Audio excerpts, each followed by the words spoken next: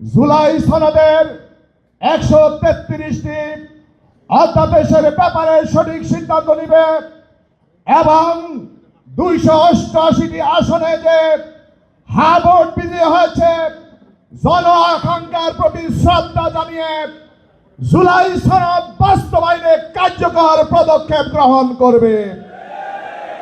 জাতীয় নির্বাচনে আমরা যে লড়াই সংগ্রামে গণঅভ্যুত্থান করেছি, জুলাই বিপ্লবে যারা শহীদ হয়েছে, শহীদদের আকাঙ্ক্ষা বাস্তবায়নে 288টি আসনে হ্যাঁ ভোট বিজয় লাভ করেছে এবং বলা যায় প্রায় 70% মানুষ হ্যাঁ এর পক্ষে ভোট দিয়েছে, তার মানে সংস্কারের পক্ষে ভোট দিয়েছে। আমরা নতুন সংসদের আমরা একজন সদস্য হিসেবে সংসদে কথা বলবো, সংসদে মানুষের পক্ষে দাবি উত্থাপন করব, এটাই স্বাভাবিক। সেই দাবি উত্থাপনের আগে আমাদেরকে যদি রাজপথে কথা বলতে হয়, প্রেস ক্লাবে কথা বলতে হয়, এটা জাতির জন্য দুর্ভাগ্য হবে।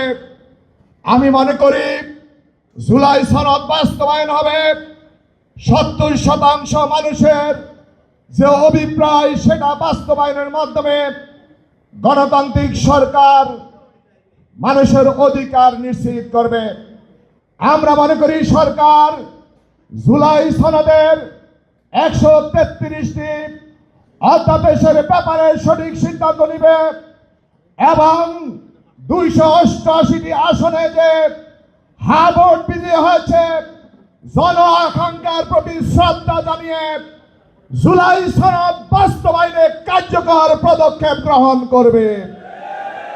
আমি মনে করি দেশ জাতির মুক্তির জন্য, দেশ জাতির জন্য আবারও পেশিবাদের কবলে এবং মানুষ অধিকার হারা না হয় সেই বিষয় খেয়াল করে বর্তমান সরকার তার যথাযথ ভূমিকা পালন করবে সেই প্রত্যাশা রাখছি।